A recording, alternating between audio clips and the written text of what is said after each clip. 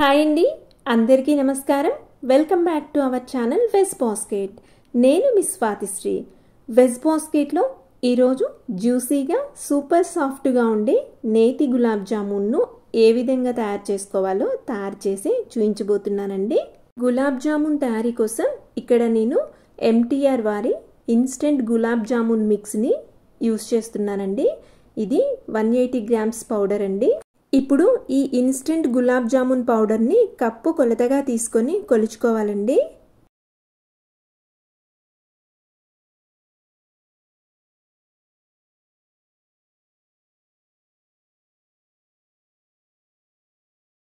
చూడండి, నేను తీసుకున్న కప్పుతో 1.5 కప్స్ పౌడర్ ఉందండి. ఇప్పుడు దీనిని ఒక ప్లేట్లో వేసుకొని ఒక పక్కకు పెట్టుకోవాలండి.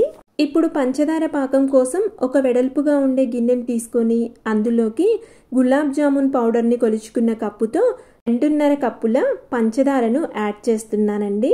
ఇందులోకి 3 కప్పుల వాటర్ని యాడ్ చేస్తున్నానండి. మీరు స్వీట్నెస్ ఎక్కువగా ఇష్టపడేవారు 3 కప్పుల పంచదారను తీసుకొని 3 కప్పుల వాటర్ని యాడ్ చేసుకుంటే స్వీట్నెస్ అనేది ఎక్కువగా ఉంటుందండి.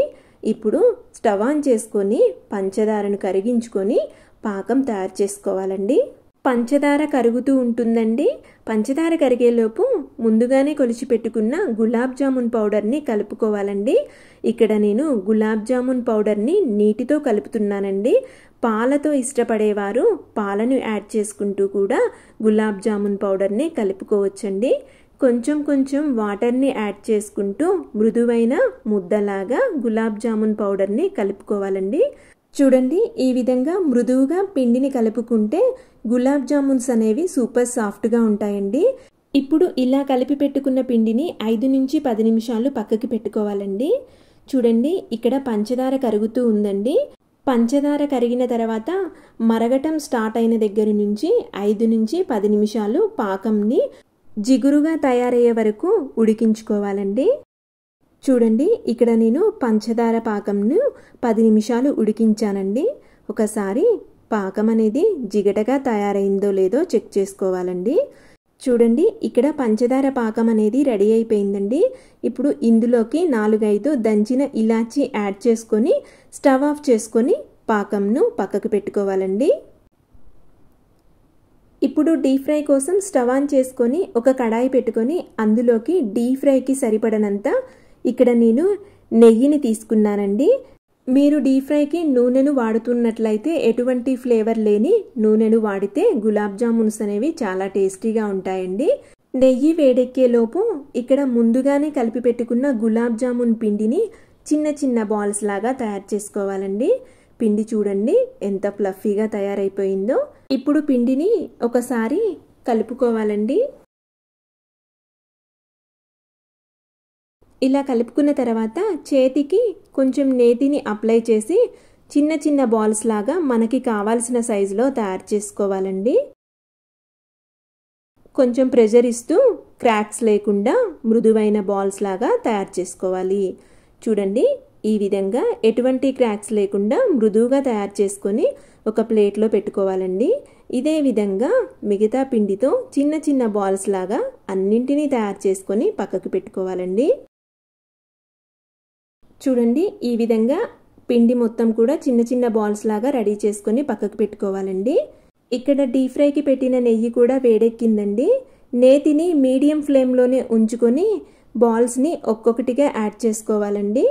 మీరు తీసుకున్న నూనె లేదా నెయ్యికి సరిపడా బాల్స్ని యాడ్ చేసుకొని వెంటనే కదపకుండా కొద్దిసేపటికి అవి పైకి తేలుతాయండి.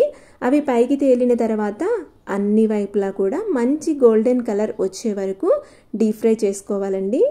చూడండి, ఇక్కడ గులాబ్ జామున్ బాల్స్ అనేవి మంచి గోల్డెన్ కలర్లోకి వచ్చాయండి. ఇప్పుడు వీటిని నేతిలో నుంచి బయటికి తీసివేసుకోవాలండి.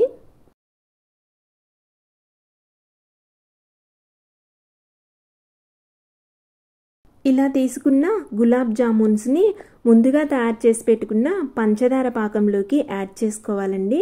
యాడ్ చేసుకొని తిరిగి మూతను పెట్టుకొని మిగిలిన గులాబ్ జామున్ బాల్స్ని కూడా డీప్ ఫ్రై చేసుకోవాలండి. వీడియోలో చూపించిన విధంగా ఇలా తిప్పుతూ డీప్ ఫ్రై చేసుకుంటే అన్ని వైపులా కూడా మంచి గోల్డెన్ కలర్లోకి వస్తాయండి. చూడండి ఇక్కడ గులాబ్ జామున్స్ అనేవి చక్కగా ఫ్రై అయిపోయాయి. ఇప్పుడు వీటిని నేతిలో నుంచి బయటికి తీసుకోవాలండి. ఇలా తీసుకున్న గులాబ్ జామున్స్ని ముందుగానే తయారు చేసి పెట్టుకున్న పంచదార పాకంలోకి యాడ్ చేసుకోవాలి. యాడ్ చేసుకున్న తర్వాత తిరిగి మూతని పెట్టుకొని ఒక అర్ధగంట నుంచి గంట సేపు అలా వదిలేసేయాలండి. ఈలోపు పంచదార పాకాన్ని బాగా పీల్చుకుంటాయండి.